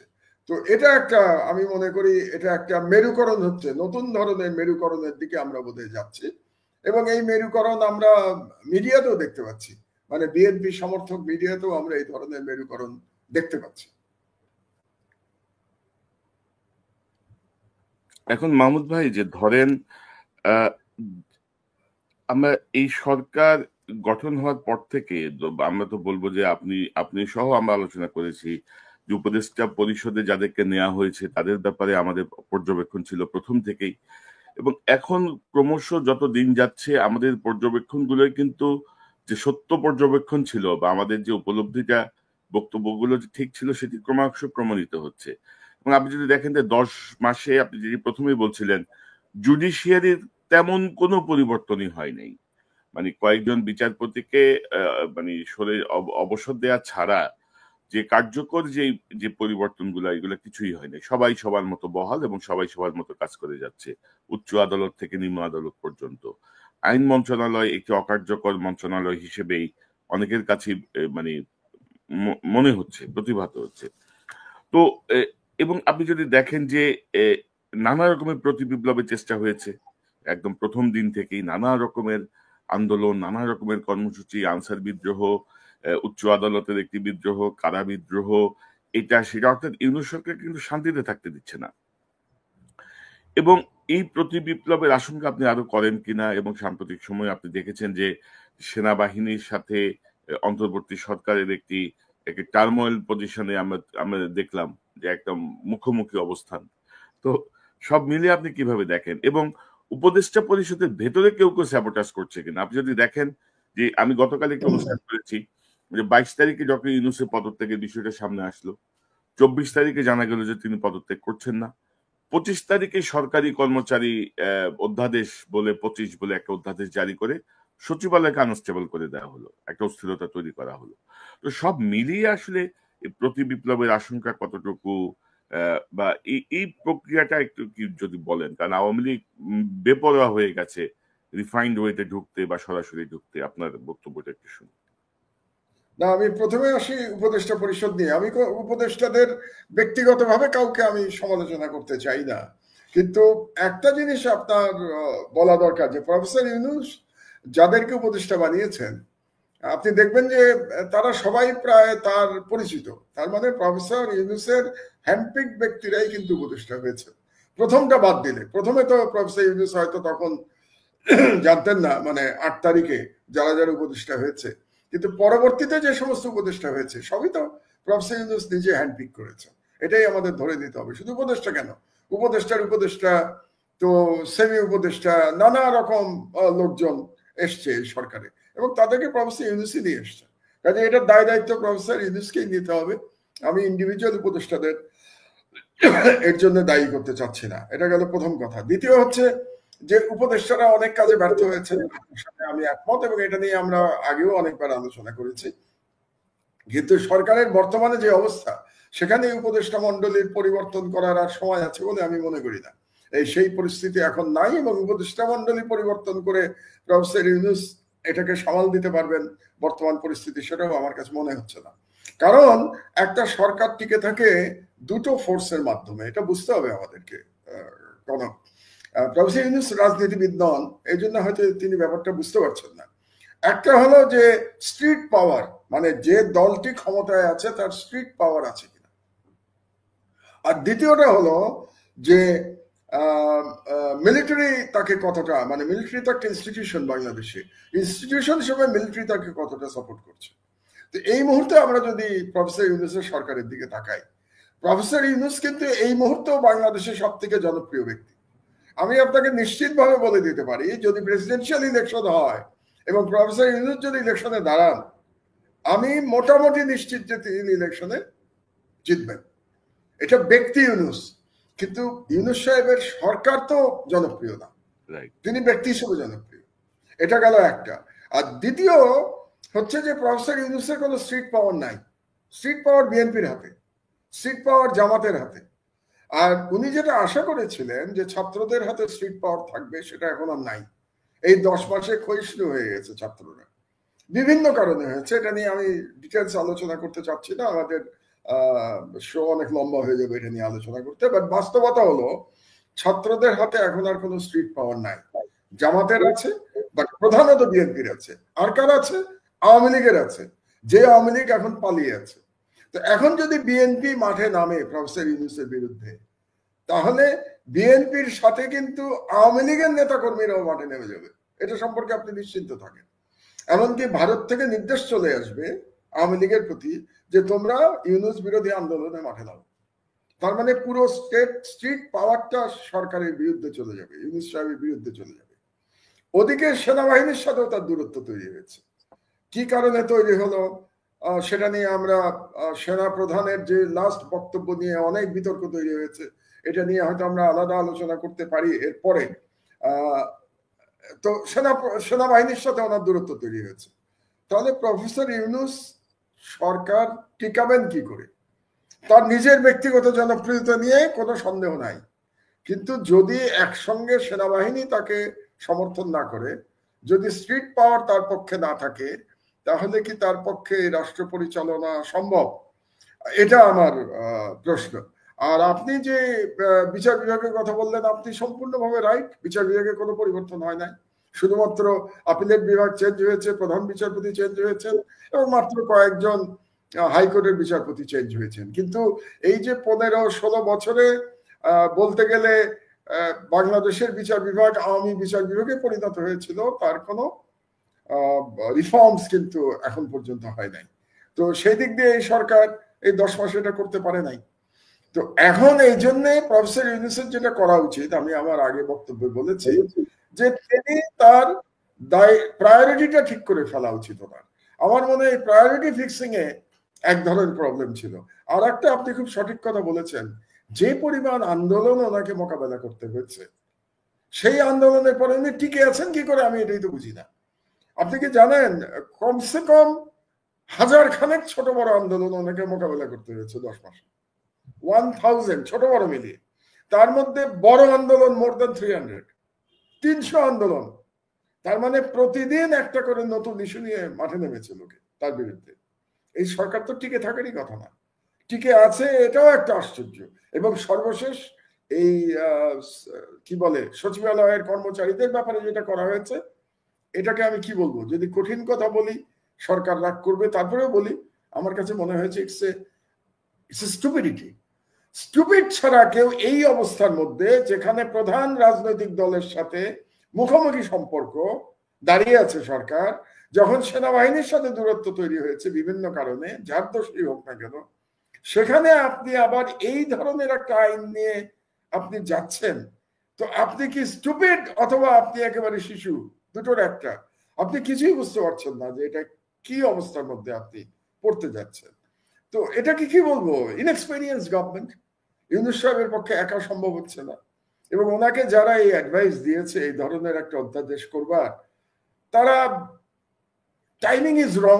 আপনি এরকম অধ্যাদেশ দিলে আপনি এসেই করতেন যখন সারা দেশ আপনার সাথে ছিল, তখন করলেন না কেন? এটা কেন করেছেন আমি বুঝতে পারি উনি কেন করেছেন। কারণ ওনার নিশ্চয়ই ধারণা হয়েছে যে আমলাতন্ত্র ওনাকে সহযোগিতা করছে না, কাজে আমলাতন্ত্রকে উনি লাইনে আনার জন্য এরকম একটা আইন করতে যাচ্ছেন। আপনার তো উচিত ছিল 8 তারিখে ক্ষমতা নিয়েছেন, 9 তারিখে এরকম একটা আইন করে ফেলা। তখন যে জনসমর্থন আপনার ছিল, এই আইন করে ফেলতে পারতেন, তখন আন্দোলন কেউ করতে পারতো না। এখন তো 10 মাসে তো ওই যে বলে না, পদ্মা নদী দিয়ে তো অনেক পানি গড়িয়ে গেছে। তো আপনি তো এখন এটা নিয়ে করতে গেলে আর একটা আপনি ইস্যু তৈরি করলেন। মাহমুদ ভাই, একই ইস্যু। হাসিনার আমলে 42 জন সচিব এখনো বহাল, ওই ব্যাপারে কোনো মাথা ব্যথা নাই। উনি চুক্তিভিত্তিক নিয়োগ দিচ্ছেন সব হাসিনার লোকজন। উনি আসেন হঠাৎ করে অধ্যাদেশ করে একটা বিশৃঙ্খল পরিবেশ তৈরি করার জন্য। তো এখন এই বুঝলে ভালো, না বুঝলে তো কিছু করার নেই আমাদের। আরেকটি ইস্যু যেটি করিডোর ইস্যু, মানে বিএনপির কিন্তু ধরেন রোডম্যাপ এবং করিডোর, এই দুটা নিয়ে তাদের মূল আপত্তির জায়গাটা আর কি। তো করিডোরের বিষয়টা তো আসলে এখনো ওইরকম সুনির্দিষ্ট কিছু না, এবং সরকারও ধরেন হঠাৎ করে একবার তহিদ হোসেন বলল যে আমরা নীতিগতভাবে একমত, আবার প্রেস সেক্রেটারি বললো যে না, আমরা এখন এই জাতীয় কিছু হয় নাই। তো সব মিলিয়ে আপনি তো এগুলার ব্যাপারে আপনার অবজারভেশনটা কি, মানে করিডোর নিয়ে যে সংকট? এইটা কে তৈরি করেছে? এই করিডোরের প্রবলেম কে তৈরি করেছে? এই সরকার তৈরি করেছে, সরকার তৈরি করেছে। কারণ এই করিডোর শব্দটা প্রথমে কে ব্যবহার করেছে? Foreign adviser. তিনি এক সংবাদ সম্মেলনে হঠাৎ করে করিডোর শব্দটা ব্যবহার করলেন, এবং পরে দেখা গেল যিনি এখন national security adviser doctor Khalilur Rahman, তিনি বললেন না, এরকম কোনো সিদ্ধান্ত হয় নাই। তাহলে একজন উপদেষ্টা বলছেন করিডোরের কথা, আর একজন বলছেন এরকম কোনো সিদ্ধান্ত হয় নাই। প্রেস সেক্রেটারি শফিক সাহেব বলছেন এরকম কোনো সিদ্ধান্ত হয় নাই। তো আপনি ইস্যু তুলে দিচ্ছেন কেন? মানে এই ধরনের আবারও সেই স্টুপিড শব্দটাই তো ব্যবহার করতে হয়, তাই না? সরকারের থেকে এই ধরনের স্টুপিড আচরণ আপনারা কেমন করে করতে পারেন? আর করিডোর নিয়ে বিএনপির যে আপত্তি এখানে, মানে এবং সেনাবাহিনীর যে আপত্তি, এটা নিয়ে আমার আবার একটা বক্তব্য আছে। বক্তব্যটা হচ্ছে, এই করিডোর নিয়ে বাংলাদেশে সব থেকে বেশি যদি কেউ প্রতিবাদ করে থাকে সেই ব্যক্তি কিন্তু আমি। ভারতের করিডোর নিয়ে আমার থেকে বেশি কেউ প্রতিবাদ বাংলাদেশে করে নাই। এখন নিজের মুখেই এটা বলতে হচ্ছে, কারণ আমি বলি না বাঙালি মুসলমান সবকিছু ভুলে যায়। এই ভারতকে করিডোর দেওয়ার প্রতিবাদে আমি ঢাকা থেকে দুটো লং মার্চ করেছিলাম। আমি ঢাকা থেকে একটা লং মার্চ করেছিলাম সিলেট পর্যন্ত। এটা অবশ্য করেছিলাম মেইনলি টিপাইমুখ বাঁধের বিরুদ্ধে, এবং ইলিয়াস আমার সাথে ছিল, ইলিয়াস আলী, যাকে পরে গুম করা হয়েছে এবং যা এখন পর্যন্ত আমরা জানি না তিনি কোথায়। তো ইলিয়াস আলীর সাথে আমি লং মার্চ করেছিলাম। আর একটা লং মার্চ আমি করেছিলাম ব্রাহ্মণবাড়িয়ার তিতাস নদী পর্যন্ত। কেন জানেন? ওই সময় তিতাস নদীর মধ্যে আড়াআড়ি বাঁধ দিয়ে নদীকে হত্যা করে নদীর প্রবাহ বন্ধ করে দিয়ে করিডোর দেওয়া হয়েছিল ভারতকে। আমি লং মার্চ করে গেছিলাম সেই সময়, গিয়ে আমি ওই বাঁধের উপরে কোদাল চালিয়েছিলাম। প্রতীকী, আমি কোদাল চালিয়ে গিয়ে অত বড় বাঁধ ভাঙতে পারবো, প্রতীকী। এবং আমার সামনে, আমার সাথে সেই সময় ছিলেন, যতদূর মনে পড়ে, শওকত মাহমুদ ছিলেন সাংবাদিক, আমার সাথে ছিলেন গাজী ভাই ছিলেন, আল্লাহ তাকে বেহেশত নসিব করুক, মরহুম গাজী ভাই, উনি ছিলেন আমার সাথে। এবং আমার সাথে বোধহয় বর্তমানে বিএনপির অত্যন্ত শক্তিশালী বড় সিনিয়র নেতা ডক্টর জাহিদ ছিলেন বোধহয় আমার সাথে। তো আমরা সকলে মিলে লং মার্চ করে গেছিলাম। তো সেই সময় করিডোরের বিরুদ্ধে বিএনপির দল থেকে তো তেমন কোনো প্রতিবাদ উত্থাপিত হয় নাই আমরা যখন প্রতিবাদ করছিলাম, এবং সেনাবাহিনী থেকেও কিন্তু কোনো প্রতিবাদ উত্থাপিত হয় নাই। এই গত 16 বছর ধরে ভারতীয় সাম্রাজ্যবাদের বিরুদ্ধে আমরা সবসময় বলে গেছি। আপনার টকশোতে আমি কতবার বলেছি, কতবার ভারতীয় এই করিডোর নিয়ে আমরা কথা বলেছি। সেই সময় তো আমরা দেখি নাই সেনাবাহিনী থেকে কেউ টু শব্দ করেছেন, কেউ কিছু বলেন নাই। এবং তারা তখন কি বলতেন আপনার নিশ্চয় মনে আছে, যে একজন সেনা অফিসার আমাদের সাথে যোগ দিয়ে বলতেন যে তারা একটা ডিসিপ্লিন ফোর্স, যেহেতু তারা ডিসিপ্লিন ফোর্স, এই জন্য সরকারের বিরুদ্ধে তারা কোনো কথা বলতে পারেন না। তো সেটা যদি সত্যি হয়ে থাকে যে সরকার ডিসিপ্লিন ফোর্স, এই যুক্তি যদি আমি মেনে নেই, তো এখন তারা কিভাবে কথা বলেন? এখনো তো তারা ডিসিপ্লিন ফোর্স নাকি? যেমন ধরেন সেনা প্রধানের যে বক্তব্য নিয়ে এত হইচই হলো, মানে প্রথমে তো একটা বক্তব্য তিনি রাওয়াতে দিয়েছিলেন, দ্বিতীয়টা দিলেন তিনি ক্যান্টনমেন্টের ভেতরে। ইট ওয়াজ এ প্রাইভেট মিটিং, তিনি কয়েকজন জেনারেলের সাথে কথা বলেছেন। তো প্রাইভেট মিটিং এর যে বক্তব্য, এটা সোশ্যাল মিডিয়ায় আসলো কিভাবে, এবং সোশ্যাল মিডিয়ায় কিভাবে আসলো? সারসংক্ষেপ মিনিটসের আকারে ছবি তুলে এটাকে পাঠিয়ে দেওয়া হলো সব মিডিয়াতে। কে পাঠালো? এটা সেনাবাহিনীর থেকে পাঠানো হয়েছে, ভিতর থেকে। তো এটাকে উনি আটকালেন না কেন সেনাপ্রধান, যে এটা গেল কি করে? এটা নিয়ে কি এখনো কোনো তদন্ত হয়েছে যে কেমন করে এটা বাইরে গেল? কারণ যেটা যুক্তি দেয়া যেতে পারে যে একজন সেনাপ্রধান তার কলিগদের সাথে তো কথা বলতেই পারেন। যেমন ধরেন আমার দেশ অফিসে আমি আমার কলিগদের সাথে আমি আলাদা মিটিং করতেই পারি, কয়েকজনের সাথে, সিনিয়র জার্নালিস্টদের সাথে আমি করতেই পারি আমার আলাদা মিটিং। কিন্তু যখন আমার মিটিং এর সেই মিনিটস আমি বাইরে পাঠিয়ে দেব, সেখান থেকেই তো আপত্তিটা শুরু। তখন তো ডিসিপ্লিন ব্রেকডাউন হচ্ছে। তো আমার পয়েন্টটা হচ্ছে যে যারা আজকে করিডোর নিয়ে হইচই করছেন, তারা তো এতদিন চুপ ছিলেন। এবং এখন দেখেন আমাদেরকে বলা হয়েছে সবসময় যে আমরা অতিমাত্রায় ভারত বিদ্বেষী, অতিমাত্রায় ইসলামিস্ট। এটা বলা হতো একসময়, আওয়ামী লীগের বয়ানে বলা হতো। আওয়ামী লীগের যারা মিডিয়ার লোকজন, আওয়ামী লীগের যারা সোশ্যাল মিডিয়ায় কাজ করেন, তারা আমাদেরকে ইসলামিস্ট বলতেন, আমাকে ইসলামিস্ট বলে তারা। যদিও আমার দাড়ি টাড়ি নাই, এটা নিয়ে আবার মৌলভী সাহেবরা আবার রাগ করেন যে আপনি বুড়া হয়ে গেছেন, দাড়ি রাখেন না কেন, দাড়ি রাখেন না আবার ইসলামের কথা বলেন, এই ধরনের কমেন্টও আমি শুনতে পাই। তো যাই হোক, আমি আমার মতো করে লড়াই করি, এক একজন আরেকজন দাড়ি রেখে লড়াই করে, আমি দাড়ি ছাড়াই লড়াই করি। তো আমাদেরকে ইসলামিস্ট বলা হয়েছে সবসময়, এবং ভারত বিদ্বেষী বলা হয়েছে। সব থেকে ইন্টারেস্টিং ব্যাপার হচ্ছে যে আমার এই জীবনে যতদিন ধরে আমি রাজনীতি বুঝতে সক্ষম, ধরেন আর 2 মাস পরে আমার বয়স 72 বছর হবে, তো যদি আমি ধরে নেই যে 12 বছর বয়স থেকে আমি রাজনীতি কিছু কিছু বুঝি, তাহলে 60 বছর। এই 60 বছরের মধ্যে পাকিস্তান আমল গেছে। স্বাধীনতার পর থেকে, মানে 71 সাল থেকে, 71 সালের 16ই ডিসেম্বরের পর থেকে, বিজয় দিবস থেকে আজ পর্যন্ত বাংলাদেশের মানুষের মধ্যে এমন ভারত বিরোধী মনোভাব আমি কখনো দেখি নাই। আমি আপনাকে বলছি, কোনো এমন ভারত বিরোধী মনোভাব বাংলাদেশের অধিকাংশ জনগণের মধ্যে আমি আজ পর্যন্ত দেখি নাই স্বাধীনতার পর থেকে। এখন এরকম একটা সময়ে এই যারা ভারতের পক্ষে কথা বলার চেষ্টা করছেন, বা যারা ইচ্ছা করে ভারতপন্থী হিসেবে ট্যাগ নিতে চাচ্ছেন নিজেদের গায়ে, এবং যারা আমাদেরকে আবার ভারত বিদ্বেষী এবং ইসলামিস্ট বলতে চাচ্ছেন, তারা বোধহয় মানুষের পালস বুঝতে পারছেন না, যে মানুষের পালস পরিবর্তন হয়ে গেছে। মানুষের পালসটা বোঝা উচিত। কাজেই এই করিডোর নিয়ে এই যে বিতর্ক তৈরি করা, এটার জন্য সম্পূর্ণভাবে সরকার দায়ী। আবার এই করিডোরের এই বিতর্ক তৈরি করার পরে যারা এটা দিয়ে প্রতিক্রিয়া দেখিয়েছেন, দে আর নট অনেস্ট। অনেস্ট হলে তারা তাদের প্রতিক্রিয়া কনসিস্টেন্সি থাকতো। আমি একটা কথা সবাইকে বলি, বুঝলেন, রাজনীতিতে একটা কনসিস্টেন্সি থাকা উচিত। আমার যারা বক্তব্য শোনেন, আমি খুব বেশি দিন ধরে রাজনৈতিক বক্তব্য দেই না। আমি 11 সময় থেকে রাজনৈতিক বক্তব্য দেওয়া শুরু করেছি, অর্থাৎ 2007 সাল, আজকে 2025 সাল, তার মানে 18 বছর। এই 18 বছরে আমার বক্তব্যে আপনি ইনকনসিস্টেন্ট কোথাও পাবেন না। আমি 18 বছর আগে যে কথা বলেছি ভারত সম্পর্কে, বাংলাদেশের স্বাধীনতা সম্পর্কে, আজও আমি একই কথা বলি। তো আজকে যারা করিডোর নিয়ে চেঁচামেচি করছেন, তারা কি কনসিস্টেন্ট ছিলেন গত 15 বছর? আমার প্রশ্ন তাদের কাছে। যদি কনসিস্টেন্ট না থাকেন, তাহলে আজকে আপনি রাজনৈতিক উদ্দেশ্যে কিংবা আপনি অপরচুনিস্টিক কমেন্ট করছেন করিডোর নিয়ে।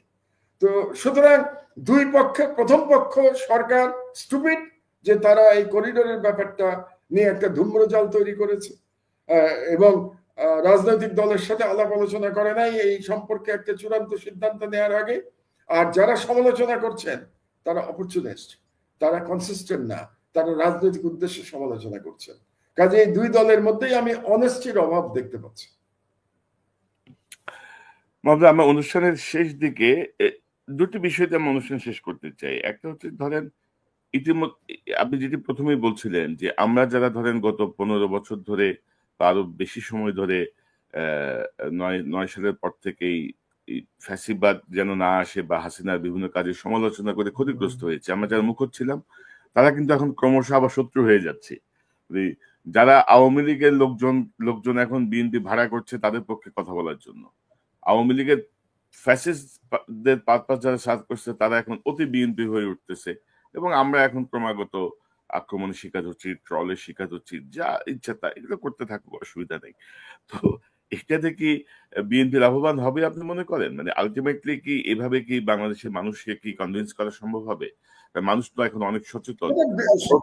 নতুন ভোটারের না, মানে আমি বদল বলছি যে নতুন ভোটারই তো প্রায় 1 কোটির বেশি, নতুন মানে 7 কোটির বেশি নতুন ভোটার। না, 4 কোটি বোধ হয়, 4 কোটি যারা ভোট দেয় নাই আজ পর্যন্ত। 5 কোটিও তাকে বিশাল নাম্বার মাহমুদ ভাই। তো সেই জায়গাটা, পাশাপাশি রাজনৈতিক সরকার বনাম অন্তর্বর্তীকালীন সরকার, সংস্কারের জন্য মানে অন্তর্বর্তীকালীন সরকারকে মানুষ বিশ্বাস করছে, সে বিশ্বাসটা কতটুকু রাজনৈতিক সরকারের উপর রাখা সম্ভব? বা এই আমি বলি আপনাকে, সে প্রথম কথা হলো যে আওয়ামী লীগকে যারা এতদিন ফ্যাসিবাদ প্রতিষ্ঠা করতে সহযোগিতা করেছে, বাংলাদেশের তথাকথিত লেফট ওরিয়েন্টেড মিডিয়া কিংবা লেফট ওরিয়েন্টেড মিডিয়া পার্সোনালিটিস, এই যে শ্রেণীটা কিংবা একেবারে বাম রাজনীতিবিদ, তারা এখন সম্পূর্ণভাবে বিএনপিকে সমর্থন করছে। কারণটা কি জানেন? কারণ হচ্ছে যে বাংলাদেশের যে বাম রাজনীতি, এটা বাংলাদেশে পরাজিত হয়েছে। পরাজিত হয়েছে কেন? কারণ তারা বাংলাদেশের সংখ্যাগরিষ্ঠ মানুষের আশা আকাঙ্ক্ষা ধারণ করতে পারে নাই। তারা অ্যান্টি ইসলামিক, তারা ইসলাম বিদ্বেষ লালন করে। তো আপনি 90% মুসলমানের দেশে ইসলাম বিদ্বেষ লালন করে যদি রাজনীতি করেন, আপনি কিভাবে রাজনীতিতে সাকসেসফুল হবেন? তারা হতে পারে নাই। তাদেরকে টিকিয়ে রেখেছে কে? বাংলাদেশের বামপন্থী মিডিয়া। বাংলাদেশের অধিকাংশ মিডিয়া কিন্তু বামপন্থী অথবা ইসলাম বিদ্বেষী। আমি ইসলাম বিদ্বেষী বলি, আমি এদেরকে বামপন্থী বলি না, ইসলাম বিদ্বেষী বলি। তো বাংলাদেশের অধিকাংশ মিডিয়া ইসলাম বিদ্বেষী। ইসলাম বিদ্বেষী মিডিয়া এদেরকে নেতা বানিয়ে রেখেছে। ওই যে একটা আছে না, লার্জার দ্যান লাইফ, এদেরকে প্রত্যেককে লার্জার দ্যান লাইফ একটা প্রতীক তৈরি করেছে। এদের কারো পিছনে 10টা লোক নাই, কিন্তু তারা সবাই বড় বড় নেতা। এবং এই যে গ্রুপটা, এদের টিকে থাকার জন্য একটা বড় গাছের দরকার হয়, পরগাছার মতো। পরগাছা তো আপনি জানেন যে অরিজিনাল গাছ ছাড়া টিকতে পারে না, মাদার ট্রি ছাড়া টিকতে পারে না। এই রাজনীতিবিদরা হচ্ছে পরগাছা শ্রেণীর, তাদের একটা গাছ লাগে। এতদিন এই গাছটা ছিল আওয়ামী লীগ। তা আওয়ামী লীগের পতন হয়েছে, বলতে গেলে আওয়ামী লীগের ফিরে আসার সম্ভাবনা নাই বললেই চলে। আওয়ামী লীগ নামে ফিরে আসার সম্ভাবনা নাই বললেই চলে, অন্তত অদূর ভবিষ্যতে। আমাদের জীবদ্দশায় হয়তো আমরা দেখবো না, আমরা যারা জীবনের শেষ প্রান্তে পৌঁছে গেছি। তো এখন তাদের কাছে সেই গাছ যেটার উপরে তারা সওয়ার হবে, সেটা বিএনপি। এবং আমি তাদেরকে অপরাধ দিচ্ছি না, তো তাদের তো টিকে থাকতে হবে রে ভাই। তো টিকে থাকতে হলে তাদের গাছ লাগবে। তো গাছ কোথায়? তারা কি জামাতের কাছে যাবে? যেতে পারবে না। তারা এনসিপিতে যাবে, যেতে পারে, চেষ্টা করতে পারে এনসিপিতে, কিন্তু মেইনলি তারা যাবে বিএনপিতে। এনসিপিতে কেন যাবে না এখন জানেন? কারণ এনসিপির সরকারে আসার কোনো সম্ভাবনা নাই। এনসিপি এখনো দল হিসেবেই দাঁড়াতে পারে নাই। তো তারা তো ওই গাছ বেছে নেবে না। তারা যে গাছ বেছে নেবে যেটা সরকারে আসবে, এবং কনভেনশনাল উইজডম হলো যে বিএনপি সরকারে আসবে। তো বিএনপি যেহেতু সরকারে আসবে, তারা বিএনপির উপর সওয়ার হয়েছে। এখন বিএনপি কেন তাদেরকে নিল, এটা বিএনপির বিবেচনা। এটা নিয়ে আমি কোনো কথা বলতে চাই না। এটা বিএনপি মনে করেছে, হয়তো এদেরকে বেশি প্রয়োজন তাদের। কেন মনে করেছে এটা বিএনপি নেতৃত্ব ভালো জানে, এই জন্য তারা গ্রহণ করেছে। কিন্তু সবচেয়ে যে ব্যাপারটা আপনি বললেন যে 5 কোটি ভোটার কাকে ভোট দেবে আপনি জানেন না, আপনার সাথে আমি একমত। কিন্তু এখানে আর একটা কথা আছে যে আমরা সত্যিই জানি না। কিন্তু আপনি বলেন অল্টারনেটিভ কোথায়? সুতরাং বিএনপি যদি এখন মনে করে যে আমাকে ভোট না দিয়ে তুমি কোথায় যাবা, তোমার অল্টারনেটিভ কোথায়? জামাত ইজ নট অল্টারনেটিভ। জামাত এখনো বাংলাদেশে অল্টারনেটিভ হয়ে উঠতে পারে নাই। জামাতের কিছু কিছু পকেটে তাদের তাদের জনপ্রিয়তা আছে। আমার ব্যক্তিগত ধারণা যে জামাত 30 থেকে 40টা সিট পেতে পারে আগামী নির্বাচনে। যদিও জামাতের নেতারা আমার সাথে যখন কথা হয়, তারা তর্ক করেন যে তাদের ধারণা তারা এর থেকে অনেক বেশি পাবেন। তো আমি তাদেরকে বলেছি যে নির্বাচন হলে দেখা যাবে যে আপনারা কত সিট পান। আমার ব্যক্তিগত হিসাবে 30 থেকে 40 সিট পেতে পারে জামাত। তো এটা যদি জামাতের সমর্থকরা হয়তো শুনে আমার কাছ থেকে এটা তারা রাগ করতে পারেন, এটা আমার নিজের পারসেপশন। সুতরাং জামাতে তো তারা যাবে না, ক্ষমতায় আসবে বিএনপি। তো বিএনপিতে গেছে, যেটা বলছিল আমি একটু বোধহয় খেই হারিয়ে ফেলেছি, যে তাহলে ভোট বিএনপি মনে করতে পারে যে আমি যাই রাজনীতি করি না কেন, ভোট আমাকে না দিয়ে, ধানের শীর্ষে না দিয়ে জনগণ কোথায় যাবে? তো সেখানে বিএনপি যেটা ভুল হতে পারে সেটা হলো যে গ্রামাঞ্চলে তাদের কথাটা কারেক্ট হলেও হতে পারে। গ্রামাঞ্চলে মার্কা দেখে মানুষ ভোট দেয়, তো গ্রামাঞ্চলে মার্কা দিকে ভোট দিলে ধানের শীর্ষেই দেওয়ার কথা। কিন্তু শহরে যেখানে শিক্ষিত মধ্যবিত্ত থাকে, যেখানে ইয়াং স্টুডেন্টরা থাকে, আপনি যে 5 কোটি ভোটারের কথা বললেন, তার মধ্যে একটা স্টুডেন্ট একটা বড় গ্রুপ, তারা কোথায় ভোট দেবে এটা আমরা এখনো জানি না। কিন্তু যদি অল্টারনেটিভ না থাকে, তখন তারা বলতে পারে হয়তো যে আমি বিএনপিকে দেব না, অল্টারনেটিভ যেই থাকে আমি তাকে ভোট দিব। তখন কোনো দলকে ভোট না দিয়ে ব্যক্তিকে ভোট দিতে পারে, যে দুজন ব্যক্তির মধ্যে যাকে আমার পছন্দ আমি তাকে ভোট দেবো। এটা হবে কিনা আমি বলতে পারছি না। কিন্তু এখনো আমার ধারণা, এখনো আমি নিশ্চিত যে নির্বাচন হলে পরে বিএনপি জয়লাভ করবে। কিন্তু বিলিয়ন ডলার কোশ্চেন হচ্ছে যে এই নির্বাচনটা কি ইউনিট সরকারের অধীনে হবে, নাকি আরেকটি কোন নতুন সরকারের অধীনে হবে, নাকি 1-11-2 গভর্নমেন্টের অধীনে হবে। আমাদের কিন্তু নির্বাচনে কে জিতবে বাদ দিয়ে এখন এটা নিয়ে বেশি চিন্তা করা উচিত যে আমরা কি 1-11-2 দেখবো, নাকি ইউনুস সাহেবের জায়গায় যেটা বিএনপির এক নেতা বলেছেন যে জাতি আর একজনকে খুঁজে নেবে। তো জাতি কাকে খুঁজে নেয় এটা দেখার অপেক্ষায় আছে। এবং মাহমুদ ভাই, আমরা বামপন্থী ঘরানার রাজনীতিবিদদের কথা বলছি বা বিভিন্ন জায়গার কথা বলছি, গত 10 মাসে মিডিয়ায় যে সংস্কারটা দরকার ছিল তারা কিন্তু খুব সুকৌশলে মাথাচাড়া দিচ্ছে এবং খুব সুকৌশলে তারা কিন্তু মানুষকে পয়জন দিচ্ছে, কিন্তু স্লো পয়জন করে আস্তে আস্তে কিন্তু তারা অন্য খেলা খেলছে। আপনি বাংলাদেশে আছেন, মিডিয়ার চেঞ্জটাও খুব ইন্টারেস্টিং। মিডিয়াও যদি আমি দেখি মেইন স্ট্রিম মিডিয়া এবং সোশ্যাল মিডিয়া, সেখানেও কিন্তু আমরা দেখবো যে এতদিন যারা আওয়ামী লীগের সমর্থক ছিল তারা কিন্তু এখন বিএনপি কে বেছে নিয়েছে। এবং বিএনপি কে বেছে নেওয়ার কারণটা আপনাদের বুঝতে হয়। বিএনপি কে বেছে নিয়েছে তারা কেন? বেসিক্যালি এই মিডিয়া ভারত দ্বারা নিয়ন্ত্রিত। তো ভারতের কাছে এখন 1 নম্বর শত্রু কে? কোন 1 নম্বর শত্রু হচ্ছে প্রফেসর ইউনূস। তো প্রফেসর ইউনূস যদি শত্রু হয়ে থাকে তাহলে এবং এবং যাদেরকে প্রো ইসলামিক ট্যাগ দেওয়া হয় তারাই তো ভারতের শত্রু। সুতরাং এই মিডিয়া এই ইউনূস এবং প্রো ইসলামিক ট্যাগের মধ্যে যারা আছে তার বাইরে তারা মনে করছে বিএনপি কে তারা লেফটের দিকে নিয়ে আসতে পারবে। এই কারণে এই মিডিয়াগুলো এখন বিএনপি কে সাপোর্ট দিচ্ছে। কেন? যেই মিডিয়াতে এতদিন ধরে বিএনপির নেতাদের সম্পর্কে কুৎসা রটনা করা হতো, তারেক রহমান সম্পর্কে কুৎসা রটনা করা হতো, এখন প্রতিদিন তারেক রহমানের প্রশংসা করা হচ্ছে। কারণ তারা বুঝতে চাচ্ছে যে আগামী সরকার বিএনপি, কাজে এখন থেকে বিএনপির কাছে আমার লাইন দিতে হবে। আর আমাদের সমস্যা কি জানেন আপনিও অনেকটা এরকমই আমার মতোই, আমরা স্রোতের বিপরীত দিকে যাই সবসময়।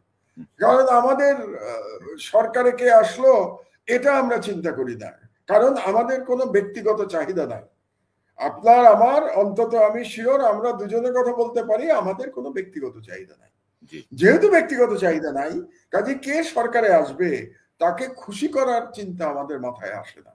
আমি যেটা মনে করি, যেটা ন্যায্য মনে করি, বাংলাদেশের জনগণের জন্য যেটা ভালো মনে করি, এবং আমার ফেয়ারলি বিশ্লেষণ আমি করে যেটা বলা দরকার আমি সেটাই বলি। সেটা ক্ষমতাবানদের কখনো পছন্দ হয় না, এটা মনে রাখবেন। ক্ষমতাবানরা কখনো ভিন্ন মত পছন্দ করে না। এখন কেউ কেউ শেখ হাসিনার মতো যদি ফ্যাসিস্ট হয় তাহলে ভিন্ন মতকে মেরে ফেলে। যেমন আমাকে মেরে ফেলার চেষ্টা করেছে, আমার দেশ বন্ধ করে দিয়েছে, আপনাকে জেলে নিয়েছে, আপনার পরিবারকে অত্যাচার করেছে। আর যারা একটু কম স্বৈরাচার হবে বা কম ফ্যাসিস্ট হবে তারা আপনাকে হয়তো এতটা জুলুম করবে না, কিন্তু আপনাকে পছন্দ করবে না। কোন ক্ষমতাবান ভিন্ন মত পছন্দ করে না, এটা আমাদের মনে রাখা উচিত এবং এটা মেনে নেওয়া উচিত। আমি কিন্তু মেনে নেই এটা, যে ক্ষমতাবান কেন ভিন্ন মত পছন্দ করবে। এটা আমিও মেনে নেই। এবং আপনি যেটা বলছিলেন ওইটাই আর কি, কারো কাছে কিছু চাওয়ার তো নাই। বাংলাদেশ এবং দেশের মানুষের জন্য যদি মঙ্গলজনক যেটা, সেই অবস্থানেই আমি থাকবো ইনশাল্লাহ। এবং এর থেকে কিছু করার নাই আর কি। এখন আমরা তো হাসিনার সাথে লড়াই করে শহীদ হইতে হইতে আমরা গাজী হয়ে গেছি, তাই না? আমরা তো চোখ রাঙানি, লোকে তো মানতেই চায় না যে আপনি আমি আমরা কোনো ভূমিকা রেখেছি। এটাকে মানতে চায়। এখন যারা ক্ষমতায় আসবেন তারা কি মানতে চান যে আমাদের কোনো ভূমিকা? সাধারণ মানুষ বিশ্বাস করে, সাধারণ মানুষ এটা মানে, সাধারণ মানুষ এই ভালোবাসা। আমি শুধু একটা কথা বলতে চাই কনক, আমি নিজেরটা বলি, আপনার দুঃখ কষ্ট তো আমি জানি কনক, এবং বহুবার আমরা আলোচনা করেছি। বিশেষত আপনার বোন যখন জেলে ছিল তখন আমি সারাক্ষণ চিন্তা করতাম যে একজন মহিলা কিভাবে এই জেলের পরিবেশে থাকতে পারে, এবং বিনা অপরাধে, আপনার অপরাধে আপনার বোনকে এরকম নির্যাতন। তো আমি 2018-র কথা মনে হয় আমার প্রায়, বুঝলেন, কুষ্টিয়াতে যখন আমার উপরে অ্যাটাক হলো।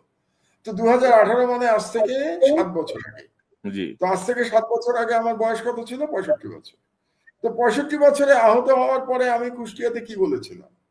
যে ঠিক আছে, আমার ধর্ম বিশ্বাস এবং আমার দেশের জন্য না হয় আমি জীবনই দিলাম। এটা আমি বলেছিলাম 2018 সালে। এটা তখনকার ওই ভাইরাল হওয়া ভিডিও দেখলেও আপনারা দেখতে পাবেন। তো এখন তো ভাই আরো 7 বছর বয়স বেড়েছে। তো তো মৃত্যু তো এমনি নর্মাল মৃত্যু তো আরো কাছে চলে এসছে, তাই না? তো 65 বছর বয়সে যদি মরার জন্য প্রস্তুত থাকতে পারি, তো 72-এ তো আরো বেশি প্রস্তুত হয়ে গেছি। কনক, কাজেই কে ক্ষমতায় আসলো না আসলো তাতে আমার কিছু যায় আসে না। আমি যেটা বিশ্বাস করি, আমার বিশ্বাসটা আমি বলে যাবো। হ্যাঁ, আমার ভুল হতে পারে, নিশ্চয়ই। আমার সব ব্যাখ্যা কি কারেক্ট? অবশ্যই না, আমি তো মানুষ, আমার ভুল হয়। ভুল হলে আপনি দেখিয়ে দেবেন, এবং সকল ভুল আমি মেনে নেব, ওইটা মানার মতো মানসিকতা আমার আছে। কিন্তু আমার আদর্শ থেকে আমি সরবো না। এই জন্য আবারও রিপিট করি, 18 বছর ধরে আমি যা বলেছি, আমি আমার বক্তব্যে, আমার রাজনীতিতে আমি কনসিস্টেন্সি বজায় রেখেছি। আজকে যদি কোনো বৃহৎ দল তাদের রাজনৈতিক ডিরেকশন চেঞ্জ করতে চায়, সেটা তাদের তাদের ইচ্ছা, এখানে তো আমার বলার কিছু নাই। কিন্তু আমার রাজনৈতিক অবস্থানের কোনো পরিবর্তন হবে না। না মাহমুদ ভাই, আপনি বাংলাদেশের একমাত্র ব্যক্তি বলবো আমি, যিনি আদালতে দাঁড়িয়ে ক্ষমা প্রার্থনা না করে আপনি আপনার অবস্থানে অনড় ছিলেন।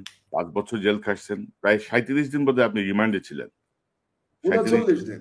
39 দিন আপনি পুলিশ রিমান্ডে ছিলেন, 5 বছর জেল খেটেছেন, আপনি আপোষ করেন নাই।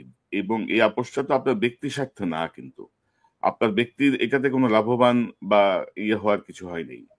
তো যা করেছেন সার্বিকভাবে বাংলাদেশের জন্যই করেছেন, এবং মানুষ কিন্তু এটা স্মরণ করে। মানুষ এটা মানুষের ভালোবাসার জায়গাটাই, সাধারণ মানুষের ভালোবাসার জায়গাটা। বলি আপনাকে, আরেকটা বলি, অ্যাজ এ প্রফেশনাল, আপনি সাংবাদিক, আমিও আজকে 18 বছর হয়ে গেল, আমারও তো সংবাদ মাধ্যমে 18 বছর হয়ে গেল না?